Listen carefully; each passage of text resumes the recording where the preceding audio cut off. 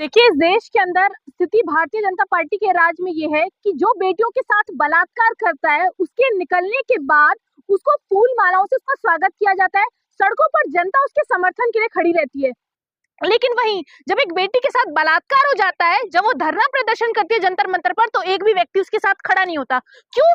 क्योंकि बीजेपी और भारतीय जनता पार्टी के तमाम नेता विधायक आज बलात्कारी हैं। और मैं खुले तौर पर कह सकती हूँ कि भारतीय जनता पार्टी की वॉशिंग मशीन में धुलने के बाद, सत्ता की कुर्सी पर बैठने के बाद ये लोग बलात्कारी बन जाते हैं, बेटियों के साथ बलात्कार करते हैं। आज देखिए आप, पिंकी चौधरी जो कि तलवार बांट रहे थे, आप ये सोचिए तलवार बांटने के बाद उनको रिहाई दे दी जाती है। यहीं अगर कोई विपक्ष का नेता होता तो पूरी जिंदगी जेल में काट लेता। कुलदीप सिंह सेंगर जैसे लोग बाहर आ जाते हैं, अगर यही विपक्ष का नेता होता तो जेल काट रहा होता। भारतीय जनता पार्टी सड़कों पर तमाशा कर रही होती। आप ये देखिए कि उन्होंने तलवार बांटी। कुछ दिनों पहले कुछ वीडियोस वायरल हुई थी जिसमें वो धनुष बाण मस्जिदों को दिखा रहे थे। तो इस तरीके की हरकत भारतीय जनता पार्टी के लोग करते हैं, क्योंकि भारतीय जनता पार्टी में जितने बलात्कारी हैं, जितने मैं अब शब्दों का प्रयोग नहीं करना चाहती, लेकिन मैं आपको बता रही हूँ, जब भी भारतीय जनता पार्टी से नहीं है, वो बजरंग दल से है ना। बजरंग दल किसके लिए काम करता है? बजरंग दल किसके लिए काम कर रहा है? उनको कौन पनाह देता है? कौन उनको अपने ये हिम्मत देता है कि वो इस तरीके की चीजें कर सके, तलवार बांट सके? इलीगल है, लेकिन बांटा। उन पर एफआईआर हुई, लेकिन फिर रिहा हो गए। क्यों गए रिहा? क्योंकि भारतीय जनता पार्टी का सपोर्ट है, भारतीय जनता पार्टी का सिस्टम उन्हें सपोर्ट करता है। आज आप देखिए कि ये छोटे छोटे जो दल बना रखे हैं भारत के अंदर, ये सारे दल भारतीय जनता पार्टी को सपोर्ट क्यों देते हैं? क्योंकि इनके क्राइम में हिंदू क्यों मर जाए? हिंदू कौन? हिंदू किस हिंदू की आप बात करते हैं? वो हिंदू जो भारतीय जनता पार्टी ने बना रखे हैं, वो हिंदू जो बेटियों का बलात्कार करने के बाद छूट जाते हैं, वो हिंदू जो बेटियों के बलात्कारियों को पनाह देते हैं, वो हिंदू जो बेटियों के बलात्कार होने के बाद एक शब्द नहीं बोलते, वो महिलाएं जो अपने आप को हिंदू बताती है, सनातनी बताती है, जब किसी हिंदू बेटी के साथ बलात्कार हो जाता है तो कहती है अंकिता भंडारी तो ड्रामे कर रही थी, वो बयान नहीं देती अंकिता भंडारी पर। क्यों? ऐसे हिंदू चाहिए आपको? हिंदू क्या है? सनातन क्या है? सनातन अगर आपको जानना है, अगर कोई व्यक्ति साधु है तो उसका काम तपस्या करना है, उसका काम सत्ता की कुर्सी पर बैठना नहीं है। अगर वो साधु नहीं है, अगर वो धर्म का ज्ञाता है, तो उसका काम है धर्म का ज्ञान बिखेरना। आज की तारीख में प्रेमानंद महाराज जी भी तो हैं संत, वो भी तो लोगों को अच्छी शिक्षा दे रहे हैं, वो हैं सच्चे धर्म गुरु।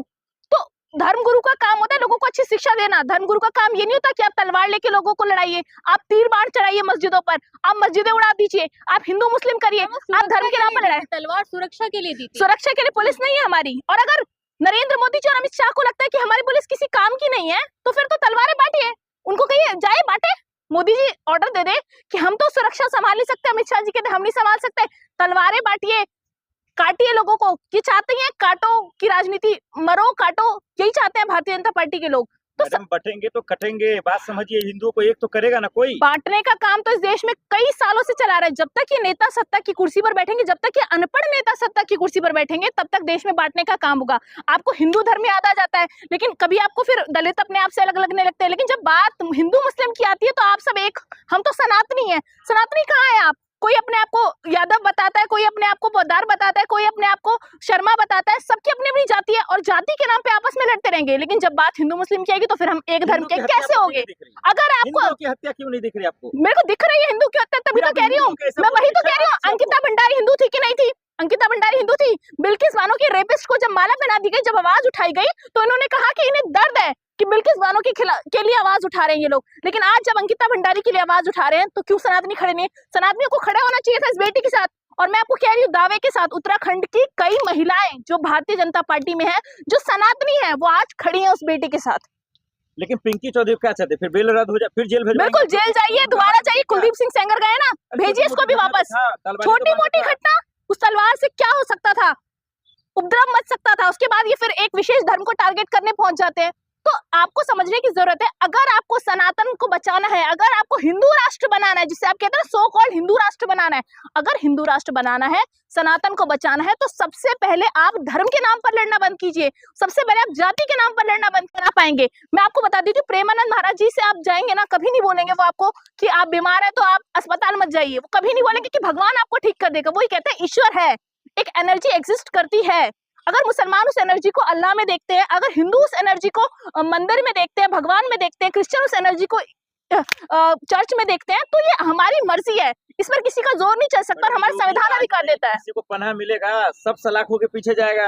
देखिए योगी जी खुद तो योगी जी अपने पिता के उससे पोजीशन पर बैठे हैं, उनको जिनको कोई जानकारी नहीं है, ना धर्म की जानकारी है उनको, ना उनको ये इस बात की जानकारी कि सत्ता कैसे चलाई जाती है। मैडम भूल गए आप। भगवा पहनने वाला हर व्यक्ति धर्म का ज्ञाता नहीं हो सकता है। हम भी तो ऑरेंज कलर पहन लेते हैं, हम भी तो भगवा पहन लेते हैं, लेकिन इसका मतलब ये थोड़ी कि हम बहुत बड़े ज्ञानी हैं। अगर ज्ञानी की पहचान होगी कोई, तो वो व्यक्ति कभी धर्म और जात की बात नहीं करेगा। इस देश में, इस धरती पे जो व्यक्ति धर्म और जात की बात नहीं करता वही सबसे बड़ा ज्ञानी है। योगी का कानून है, मेरठ कांड हुआ, जेल गया ना आरोपी। अरे नहीं दिखता आपको? योगी के राज में कितने रेप हुए हैं, रेप की संख्या कितनी बढ़ चुकी है भारत के अंदर। जो कहते थे कि महिलाएं रात को घूम सकती है, आप रात को छोड़िए, आप भारतीय जनता पार्टी से मिलने जाने में सुरक्षित नहीं है। ब्रिजभूषण शरण सिंह जैसे लोग आराम से घूम रहे हैं। आप ये देखिए कि कितने ऐसे रेपिस्ट हैं जो सिर्फ भारतीय जनता पार्टी में है, वो क्यों बैठे हैं, बीजेपी में पोजीशंस क्यों मिली हुई हैं, उनको क्यों निष्कासित नहीं किया जाता जिस पर आरोप लगे। तो एक्शन नहीं हो रहा क्या हो रहा है? एक्शन देश के अंदर हो क्या रहा है आप ये बताइए। अंकिता भंडारी के रेपिस्ट अभी तक खुले घूम रहे हैं, वीआईपी का नाम पता नहीं लग पा रहा है। लगातार प्रोटेस्ट करने के बाद पुलिस आपको उठा लेती है। इस देश में प्रोटेस्ट नहीं कर सकते आप। अपना सीबीआई जांच हो गया मैडम। सीबीआई जांच से क्या होगा? क्या करा ईडी सीबीआई तुरंत विपक्ष के नेताओं को उठा के ले जाती है, लेकिन आज अंकिता भंडारी के रेपिस्टों को उठाने में मिलेगा क्या, कब मिलेगा? इतनी देर क्यों?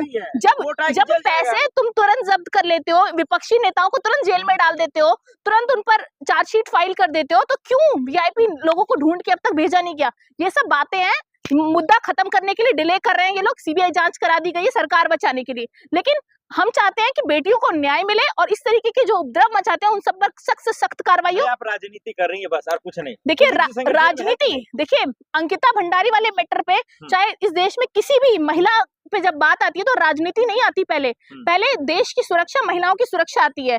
और भारतीय जनता पार्टी के नेताओं को राजनीति करने की आदत होगी, हमें राजनीति करने की आदत नहीं है। हम कोई सदन में नहीं बैठते हैं, हम कोई बहुत बड़े मिनिस्टर नहीं है।